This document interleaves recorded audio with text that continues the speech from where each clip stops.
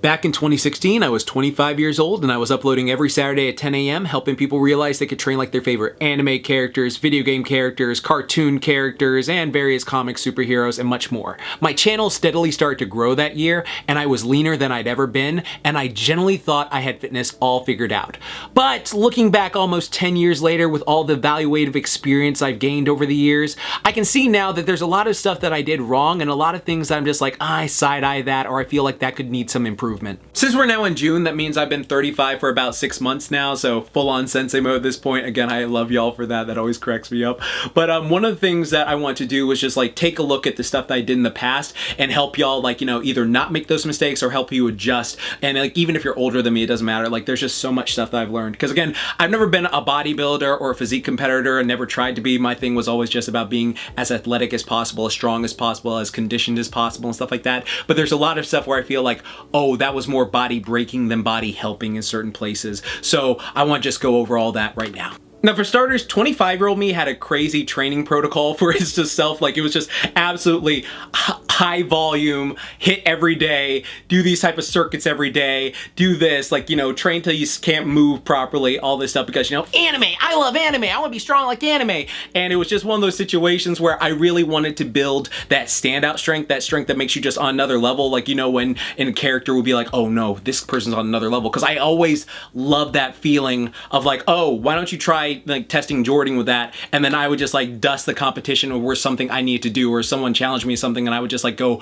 far and beyond. But again, like I talked about before, the reason why that was happening was because my mental health was not in the best place. It's why I made my entire mental health playlist to help y'all out, because it was one of those situations where at the time I thought I was going through it alone. I didn't know anyone else was going through the stuff, so that's why I've always made this, because my whole mentality was, oh, heavy circle and bar make sad brain voice quiet, because I was using it as an escape. I was using it to deal with like the mental health stuff I was going through, and it was not doing the best thing, because the thing about it is just I was working myself to a point that my body was breaking down. I've talked about all the different injuries I've gotten over the years, like, you know, my shoulder injury, of course, knees, ankles, elbows, you know, lower back, all this crazy stuff that was happening, and because I was pushing myself way too hard and not giving myself proper recovery or anything like that. And that's something a lot of people face these days, where they're using training as an escape. And that's why I highly recommend this video, because a lot of people in the comment section, I talked to them about this, about you don't have to push yourself so hard, because if it's doing this damage to you, then it's not helping you. Or if you think it's helping you, but you're like putting off all your real world responsibilities of stuff you have to do that actually benefit your life, then it's not going to help you in any regard. It's becoming a hindrance to you and you don't see it yet. So I highly recommend that. There are some Tough Like the Tune workouts I made back in the day where I look at them like, what was this nigga thinking? Like, I was looking at my Kenichi Tough Like the Tunes, right? And I saw the original amount of sets I had posted for that. I'm like, well, this is some overtraining, CNS burning, crazy crap. Like, again, it was a fun workout, and I'm glad, like, if you do it for 3 sets, it's fine. Like, if you cut it in half, it's great. But that was definitely one. So if there's any Tough Like the Tunes from the 2010s you want me to retune nowadays with my coach brand, I've been a personal trainer since 2010, so many experience training people now, like, let me know. So the one that has the most thumbs up, I'll definitely take a look at. Next up, cheat days. This is something I've completely changed my mind about compared to, like, you know, back then and stuff like that. But again, I've talked to y'all about this before.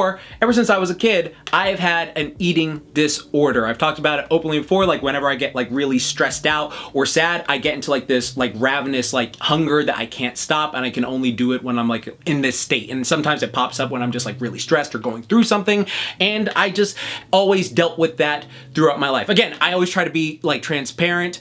I am not perfect. I am a human being. Don't put me on no pedestal. I'll do a backflip off of it, because some people like to present themselves like, you know, all flawless and perfect, when I know a lot of people like that who do that, but then behind the scenes they're going through stuff and it's just like they don't talk about it. So, you know, people get this different thing. I'm human. That's why Spider-Man's my favorite, because he has flaws, but he still does his best. That's what I tried to do. But my main thing with this is before, and I really regret this, is I used to not eat, like, enjoy the week. So what I mean by that is I was living for the weekend. Once the like Sunday came, I would be like, I can finally enjoy the food I'm eating. Before, I would just be like, I'm gonna be strict Monday to Saturday. then Sunday I can just cut loose, eat what I want and do it. And then a thing that was very unhealthy, but it happened a lot, was I would just sort of be in this state of, I'm gonna try to overeat to a point where I don't feel good, so that when Monday comes around again, I will want to eat healthy and stuff like that. And that is just completely unhealthy, not good, and all this other stuff where I'm like, yeah, I just wasn't enjoying it. So my thing these days, which is something I've been doing for like, I wanna say the last 7 years or something like that, is just the 85-15 way of eating, where it's just like, you know, I'll eat majority of my nutritious foods, which are tasty and healthy, because again, seasonings exist, people, but also I'll have like, you know, oh, maybe I'll have 400 calories or 500 calories of something that's like not necessarily good for you, but it's good for your soul, you know? So I'll have that. And then on Sunday, that is more of a mental day off for me, because I know for myself, I have to track my food, because if I don't track my food, I'll overeat. It's just like a mental thing. I've talked to my therapist and all this other stuff about this sort of stuff, but it's just a mental thing for me. It helps me stay online, and it helps me visually see like, okay, I'm eating this amount of food. It's a personal thing. Everybody's different, reacts differently. I always say this, but I personally will just go, all right, I'm not gonna overthink what I eat today. I'm not gonna track anything. I'm just gonna enjoy the day. That's how it is. Like, I'm not going to like, you know, make it a challenge, because one of the things a lot of people do on cheat days is they make it like a challenge to go like, oh, I'm gonna eat like Matt Stoney or something like that. And that's just not gonna help you in the long run. It's not healthier. I think like the 85-15 thing helps me a lot, but everyone has to find their own path. Like, I want to be able to enjoy food, because I remember I used to get so mad when friends would invite me out to eat with them on days that wasn't Sunday. Like, I'd be so heated because it took me so long to get my physique, and I would be like, no, what the hell, are you trying to like sabotage me? Of course I'm not gonna go. And I remember looking back on that now, I'm like, man, I really should have gone and had some fun times with like my loved ones at that point in time, because now those moments have passed. But it's such a thing that people fall into. Unless you are a physique competitor and you're going to step on that stage, do not stress like stuff like that. Enjoy your time while you are here. Next up, recovery. All right. I've talked about this so much at this point in time, but it is so important and it makes a world of difference. And I've seen this firsthand with so many different people at this point.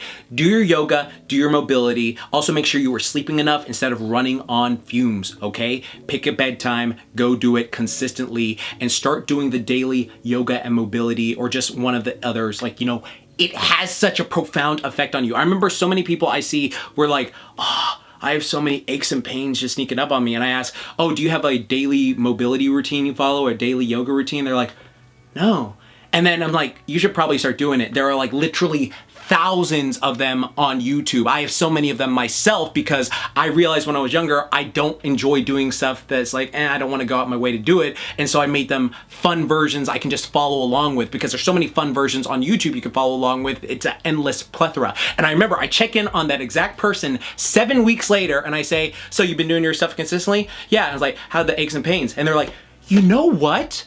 I actually haven't had an issue, because you've been doing it consistently. It's so beneficial. Also, make sure you get your stress management on point. I have tons of stuff here to help you with that. Literally my whole mental health playlist, my meditation playlist too.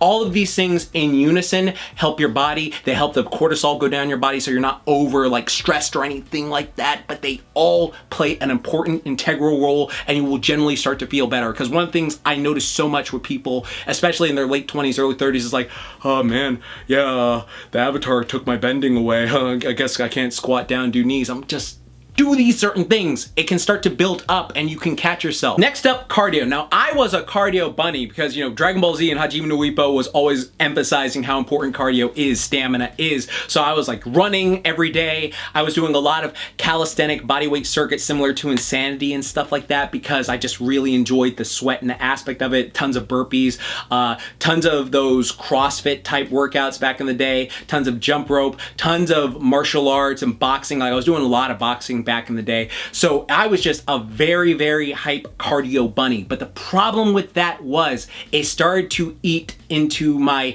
natural energy that I needed for responsibility. So when I was at my day job, when I was at my actual, like, you know, coaching thing on the side where I would do, when I would go to college, when I was at home, you know, doing various things, I started to notice myself getting burnt out. I also started to notice myself getting very irritable about certain things because I was frying my central nervous system. In addition to the resistance training I was doing, that on top of of it was just frying my central nervous system and making me very angry all the time, like just grumpy, and I already had poor mental health. So that was not good. So these days, I really focus on zone 2 cardio, where it's just cardio you can maintain a conversation with, and then sometimes I'll do moderate, and then I'll do a lot of like walking. I always hit 10 to 15,000 steps per day, various things like that.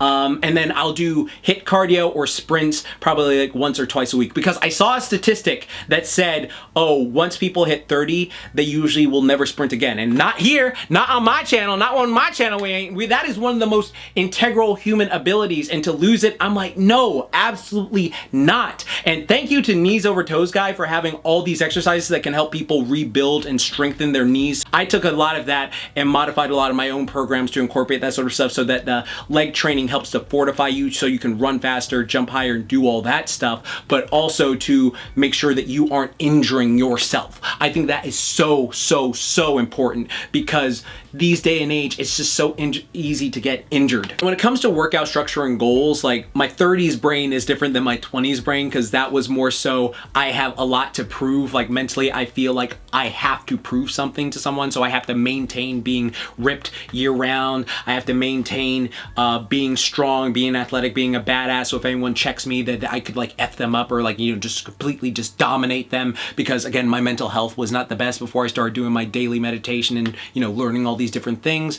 But nowadays, all I really care about are one, can I run and can I sprint? Can I jump still? Can I punch? Do I have energy and feel good? Do I look at least decent with my shirt off? Can I move at least decent amounts of weight? And of course, as long as I can do those 7 things, I am happy and I am satisfied. I got nothing to prove, all right? Like that part of my life, I can just like see why he was trying to do that. But again, talked about that in depth in all my mental health videos. And the thing that I have done a lot more these days with my workout stuff is whenever I train, I don't just go through the motions of exercises. So like sometimes I'll have a calisthenic day, sometimes I'll have a hybrid weights and calisthenic day, functional fitness day, whatever I feel like doing and stuff like that. But I will always incorporate a corrective movement, so something that helps me to just avoid any of the injured places I've gotten before. So elbow stuff, knee stuff, shoulder stuff, always, no matter what, I will incorporate some form of corrective movement. And I will also make sure that I do a functional movement that will be helpful. So something that's like carrying stuff, like, oh, I can move this, I can do this, like something that in real life, this would actually be some great carryover. Because here's something I found out, and I say this as one of the biggest calisthenic advocates you can find. I have an entire playlist of it and I love it to death. But I have found that calisthenics can make you more injured than weight training. And I know that sounds crazy because you think, oh, well, calisthenics will actually strengthen your entire body equally. That's not always the case. Like literally what happens is sometimes your body will overcompensate for the weakness of other muscles. So here's the thing. So let's say you are really strong on your back. Your back is really strong and you do a lot of pull-ups, but your forearms and your elbows and your biceps aren't as strong as your back when you're doing pull-ups. So they have to overcompensate, and that overcompensation can lead to a strain, and that strain can turn to golfer's elbow. So that's why it's always so important to make sure that you do those corrective movements in addition to just the movements, because this has snuck up on so many people over the years, and I'm glad that other people have started to notice it too,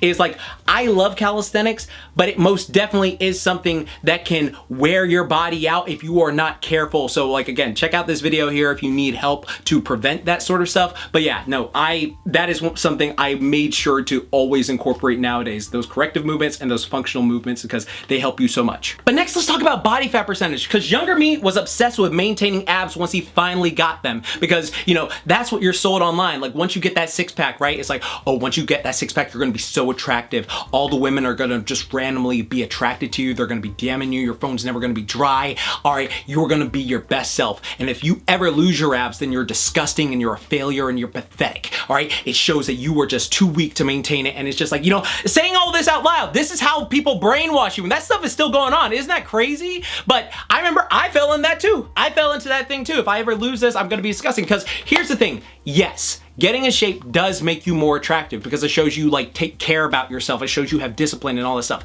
Yes, a nice 6-pack is attractive and is very nice if you have it and, you know, take your shirt off and stuff like that. It is a nice little bonus, but it is not the end all be all as people will make it out to believe. All right, and I'm gonna tell you something that happened to me a long time ago, because again, if you remember, I got injured a little after this. I want to say like a couple years after this because of elbow stuff. And I was like, oh man, I gained all this weight because stress eating, depression, all that stuff. And I got invited to this party and I was hanging out with some people there. And there was this like beautiful woman there, just fine and stuff like that. And I was like, oh, well, she obviously is not going to be interested in me because, you know, I'm out of shape now and all this other stuff. So it actually kind of helped me because when we were having a conversation, I wasn't just thinking like, oh, I'm going to try and, you know, game up this, you know, fine piece.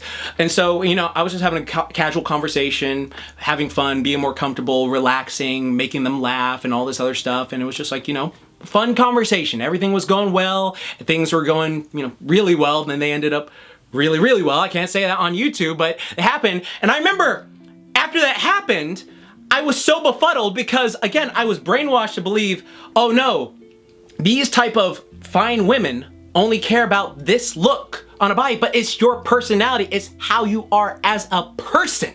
All right, it's who you are. It's the fun conversation you could have, all this stuff, right? And I remember just being like, oh my God, I thought you would have gone for this bulky dude who's like 6'5" and jacked and all this stuff over me. But apparently because I was just like funny or like goofy, so they let you hit sort of deal, it worked. And I'm like, okay, shit, all right, fine. So that's something that just completely shattered my reality right then and there. And nowadays, this is what I look like with my shirt off right now. If I take my shirt off right now, this is how I look. And I remember I was just like, okay, I feel good. I feel comfortable. I can still do all the athletic stuff I need to do. But also, I was at MomoCon recently in front of a crowd of 2,000 people and I took my shirt off.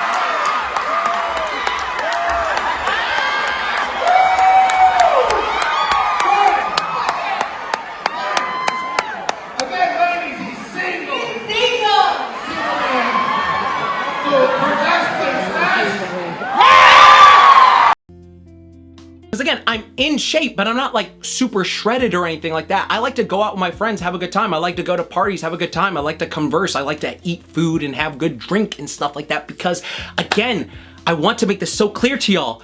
Life is a short thing that you should enjoy while you're here. Like so many of us like wait to this thing. I read this letter by this old lady. She was like 85 when she passed.